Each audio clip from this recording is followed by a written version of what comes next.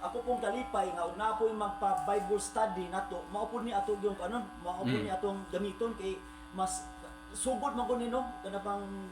nindot di kay siya ba kay nasugod man go sinugdanan gyud no, sa sinugdanan gid siya gipasugdan gid gikan si Henesis kun sa unsay gipamuha sa Dios nga apil ang tao nindot kay tanan nga mahimong diha kita magsugod kaysa kanabitong dili ta mamaktas ba. Namon nindot kay tanan nga ni ay mga ingon ini sa nato dinhi nga diin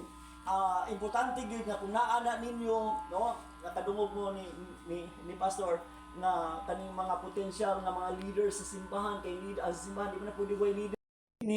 dinhi mga batan-on manghinaot ko nga kining ni ang moong gihatag nato pod dinhi gikan sa garing konsolasyon ani ni ang mao karon nga kautuhon nga ato ning gamiton dili lang taon ni natibutang nito na di na lang basahon gani kung tanaw ni nato nani sila yung mga pangutana nga ikaw pod mismo maoy motubag anang mong mga pangutana nga kaning niya so